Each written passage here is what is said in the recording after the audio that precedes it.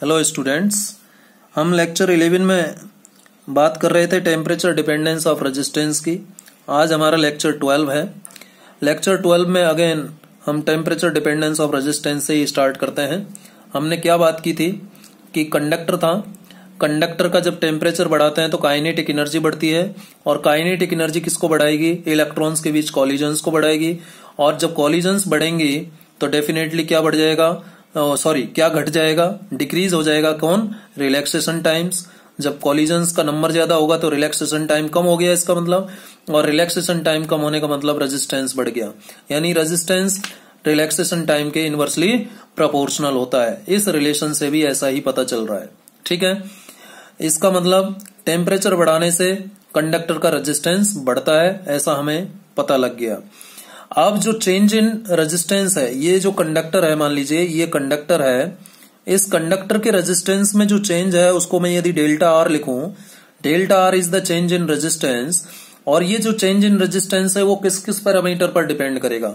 एक तो इस पर डिपेंड करेगा कि इस कंडक्टर का initial resistance R T1, T1 मतलब इनिशियल टेम्परेचर।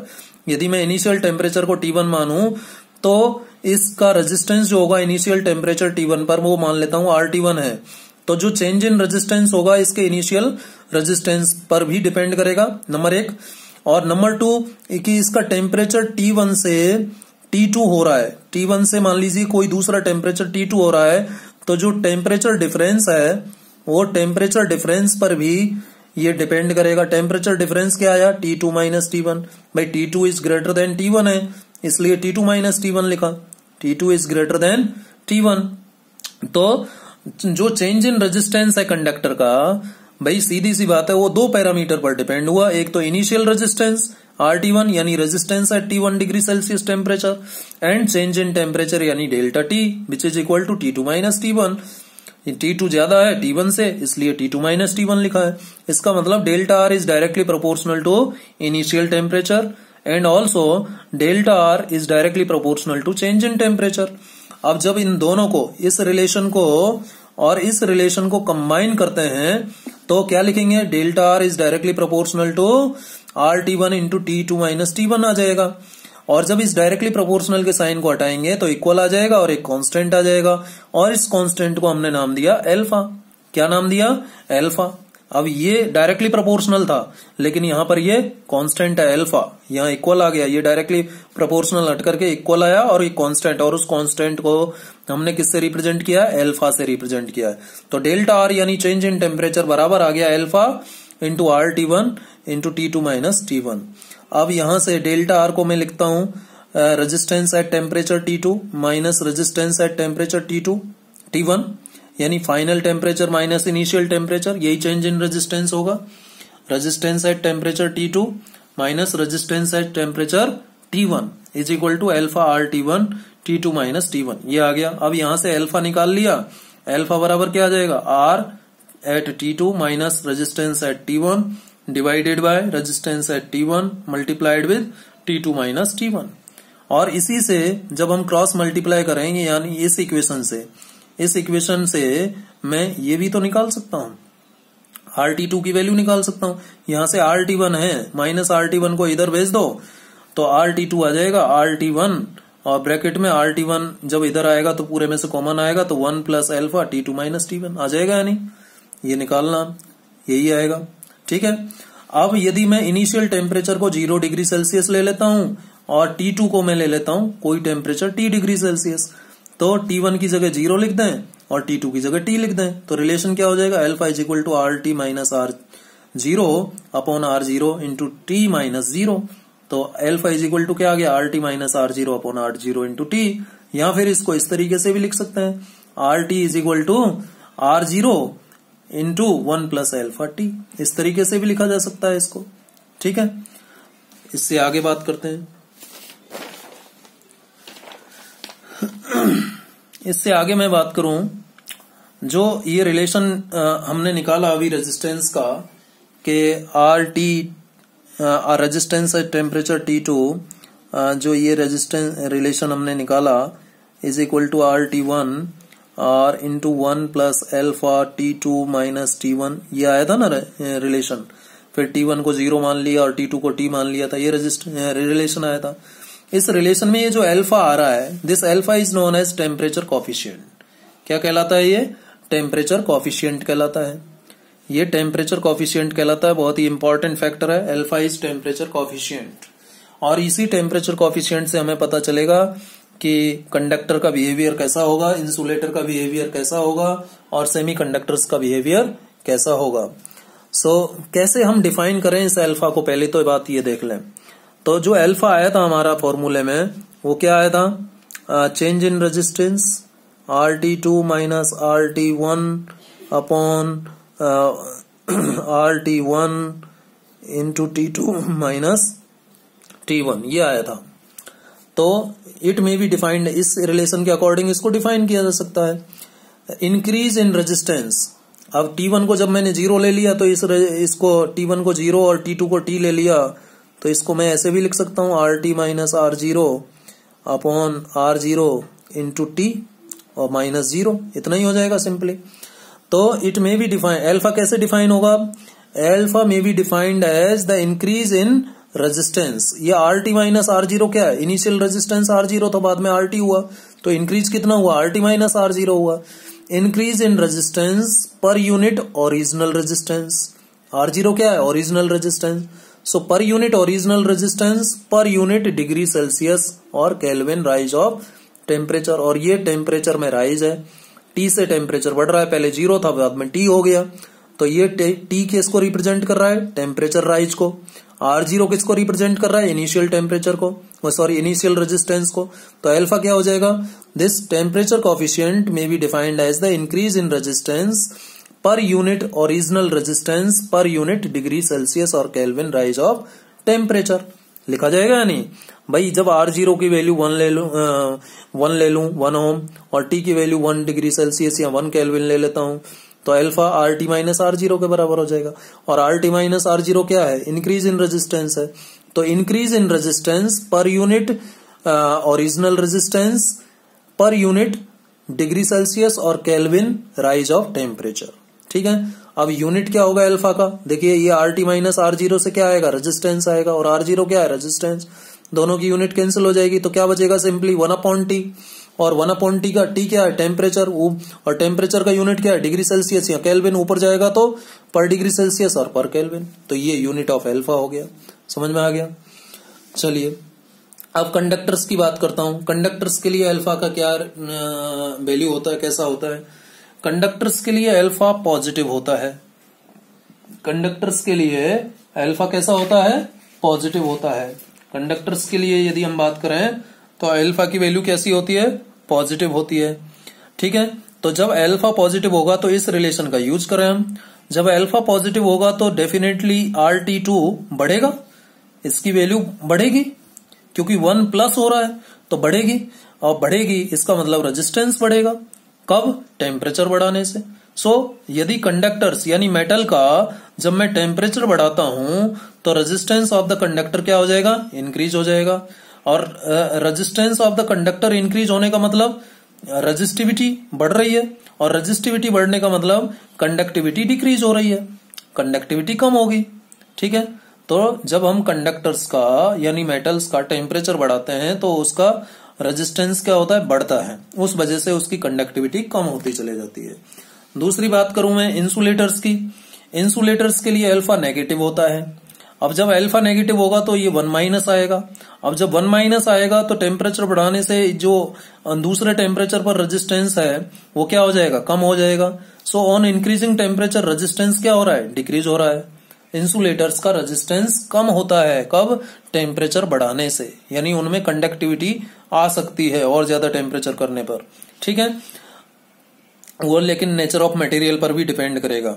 ठीक है, तीसरी कैटेगरी हम बात करें सेमीकंडक्टर्स की। फॉर सेमीकंडक्टर्स अल्फा क्या है? नेगेटिव है। अब अल्फा नेगेटिव है तो अगेन ये 1 माइनस आएगा, यानी अल्फा नेगेटिव यानी 1 माइनस आने का मतलब टेम्परेचर बढ़ाएंगे तो रेजिस्टेंस क्या होगा? डिक्रीज होगा। 1 माइनस आ रहा है तो डिक्रीज होगी इसकी वैल्यू। तो टेम्परेचर बढ़ाने से सेमीकंडक्टर्स का रेजिस्टेंस क्या होता है? डिक्रीज होता है। और जब रेजिस्टेंस डिक्रीज हो रहा है सेमीकंडक्टर का तो उनकी कंडक्टिविटी क्या हो जाएगी? बढ़ जाएगी। रेजिस्टेंस डिक्रीज होने का मतलब रेजिस्टिविटी डिक्रीज हो रही है और कंडक्टिविटी इंक्रीज हो जाएगी फिर उस केस में। और एक प्रॉपर्टी होती है सेमीकंडक्टर्स की, ध्यान रखिएगा कि 0 केल्विन टेम्परेचर पर जितने भी सेमीकंडक्टर्स हैं वो सब 0 केल्विन टेम्परेचर पर कंडक्टर की तरह भी इंसुलेटर की तरह बिहेव करते हैं। एट 0 केल्विन टेम्परेचर पर सेमीकंडक्टर्स बिहेव्स एज इंसुलेटर्स। ध्यान रखना, जब सेमीकंडक्टर का टेम्परेचर 0 केल्विन होता है तो ये इंसुलेटर की तरह व्यवहार करते हैं। इसलिए हम सेमीकंडक्टर्स को गर्म करते हैं जिससे कि उनकी कंडक्टिविटी बढ़े, यानी उस कंडक्टर की तरह व्यवहार करना शुरू कर दें। तो 0 केल्विन टेम्परेचर पर सेमीकंडक्टर इंसुलेटर्स होते हैं, ध्यान रखिएगा। और ज्यादा डिटेल में हम सेमीकंडक्टर्स की इलेक्ट्रॉनिक्स वाले पोर्शन में बात करेंगे, ठीक है।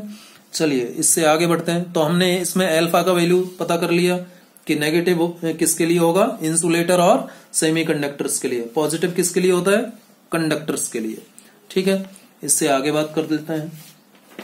इससे आगे यदि मैं बात करूं तो टेम्परेचर, ये तो अभी हमने बात की थी किसकी, टेम्परेचर डिपेंडेंस ऑफ रेजिस्टेंस की। रेजिस्टेंस का डिपेंडेंस हमने पता कर लिया कि रेजिस्टेंस कब बढ़ेगा, टेम्परेचर बढ़ाएंगे तो रेजिस्टेंस बढ़ता है। ये रेजिस्टेंस का डिपेंडेंस आ गया टेम्परेचर पर। और ये फॉर्मूला भी आपको ध्यान रखना पड़ेगा, ये फॉर्मूला भी न्यूमेरिकल में काम आने वाला है, ये वाला फॉर्मूला, ठीक है। ये रिलेशन आपको पक्का याद रखना है, न्यूमेरिकल आते हैं, एग्जाम में आए हुए हैं सीबीएसई में। तो टेम्परेचर बढ़ाने से रेजिस्टेंस बढ़ता है, ये हमने जाना। और ये अल्फा पर भी डिपेंड करता है। देखिए जैसे कंडक्टर के लिए हमने बात की थी कि अल्फा पॉजिटिव होता है, तो टेम्परेचर बढ़ाने से रेजिस्टेंस क्या हो रहा था, इंक्रीज हो रहा था कंडक्टर्स का। इंसुलेटर्स के केस में अल्फा नेगेटिव होता है, इसलिए टेम्परेचर बढ़ाने से रेजिस्टेंस कम हो रहा था। सेमीकंडक्टर्स का अल्फा नेगेटिव होता है, इसलिए टेम्परेचर बढ़ाने से रेजिस्टेंस कम हो रहा था, यानी कंडक्टिविटी बढ़ रही थी। 0 केल्विन टेम्परेचर पर सभी सेमीकंडक्टर्स जो है इंसुलेटर की तरह व्यवहार करते हैं, ये सब जान लिया था। चलिए अब हम बात करते हैं टेम्परेचर डिपेंडेंस ऑफ रेजिस्टिविटी की, यानी स्पेसिफिक रेजिस्टेंस, यानी एक ऐसा रेजिस्टेंस, ऐसे वायर का रेजिस्टेंस जिसका एरिया 1 मीटर स्क्वायर हो और लेंथ 1 मीटर हो, उसकी बात करते हैं कि ये रेजिस्टिविटी यानी रेयो, रेजिस्टिविटी का मतलब क्या होता है, रेयो, ये रेयो टेम्परेचर पर कैसे डिपेंड करता है, क्या होता है। तो देखिए अगेन हम इसी रिलेशन का यूज करेंगे, resistance at temperature T2 is equal to resistance at temperature T1 into 1 plus alpha T2 minus T1। अब ये बेसिक रिलेशन हम जानते हैं, R is equal to rho L upon A. तो किसी टेम्परेचर T2 पर रेजिस्टेंस लिखें तो रो T2 एल अपॉन ए, क्योंकि टेम्परेचर बदलने से ये रेजिस्टिविटी बदलेगी। और हम किसी टेम्परेचर T1 पर रेजिस्टेंस RT1 क्या लिखेंगे, रो T1 एल अपॉन ए, ठीक है। तो RT2 और RT1 की वैल्यू इसमें रख दें इक्वेशन 1 में।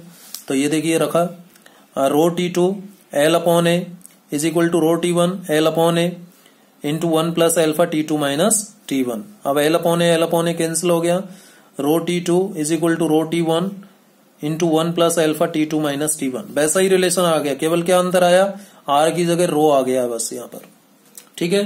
तो अब रो T2 क्या है, rho T2 is the resistivity at temperature T2 and rho T1 is resistivity at temperature T1 and alpha again temperature coefficient है। तो पहले जब रेजिस्टेंस की बात की थी तो टेम्परेचर कॉफिशिएंट था रेजिस्टेंस का, लेकिन अब यहाँ रेजिस्टिविटी की बात हो रही है तो ये कहलाएगा टेम्परेचर कॉफिशिएंट ऑफ रेजिस्टिविटी, ठीक है। अब इक्वेशन 2 को सॉल्व करें तो अल्फा की वैल्यू ये हो जाएगी, ये आ जाएगी rho T2 minus rho T1 upon rho T1 into T2 minus T1। और अगेन इसको रेजिस्टेंस, जैसे हमने अल्फा रेजिस्टेंस के केस में डिफाइन किया वैसे ही रेजिस्टिविटी के केस में डिफाइन हो जाएगा। क्या, temperature coefficient of resistivity is defined as the change in resistivity. Change in resistivity क्या है, rho T2 minus rho T1। और इंक्रीज, इसको हम क्या कह सकते हैं, increase in resistivity. Rho T2 minus rho T1 को इंक्रीज इन रेजिस्टिविटी कह सकते हैं। So temperature coefficient of resistivity is increase in resistivity, may be defined as increase in resistivity per unit original resistivity, per unit original resistivity per unit degree Celsius और kelvin rise in temperature. Temperature का value 1 degree Celsius या 1 kelvin और resistivity, initial resistivity 1 ohm metre होने पर जो resistivity में increase होगा किसी कंडक्टर का या किसी मटेरियल का, वो उसका टेम्परेचर कॉफिशिएंट कहलाएगा। तो यहां भी टेम्परेचर कॉफिशिएंट देखिए, रेजिस्टिविटी ये है और ये भी रेजिस्टिविटी है, तो दोनों का यूनिट कैंसिल हो जाएगा, तो 1 टेम्परेचर बचेगा। तो अल्फा के यूनिट 1 टेम्परेचर, टेम्परेचर का मतलब होता है डिग्री सेल्सियस यूनिट, और केल्विन 2 यूनिट होती है, या तो डिग्री सेल्सियस या केल्विन, ऊपर जाएगा तो पर डिग्री सेल्सियस और पर केल्विन, ये यूनिट हो गया अल्फा का रेजिस्टिविटी के केस में। तो सेम आ रहा है, वही रेजिस्टेंस के केस में आया था।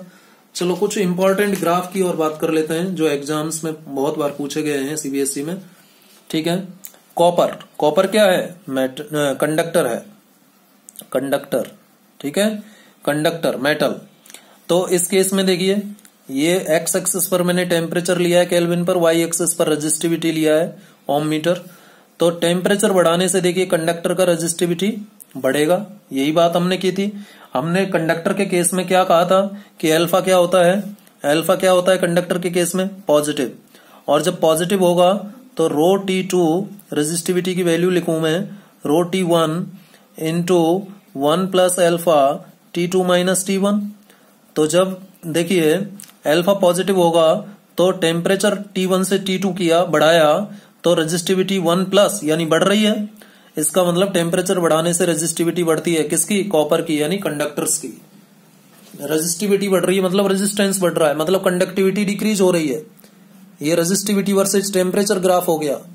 कंडक्टिविटी वर्सेज टेम्परेचर यदि करूंगा मैं, यदि मैं कंडक्टिविटी ले लेता हूं इधर सिग्मा, ठीक है, और इधर टेम्परेचर ले लेता हूं, तो उस केस में ग्राफ उल्टा आ जाएगा ना भाई। शुरू में कंडक्टिविटी हाई होगी और फिर डिक्रीज होती चले जाएगी, फिर डिक्रीज होती चले जाएगी, ऐसा उल्टा आ जाएगा। ठीक है, क्लियर। तो टेम्परेचर बढ़ाने से क्या हो रहा है? टेम्परेचर बढ़ाने से रेजिस्टिविटी बढ़ती है, किसकी? कंडक्टर्स की। या कंडक्टिविटी, कंडक्टिविटी ये क्या है? कंडक्टिविटी, कंडक्टिविटी क्या होगी?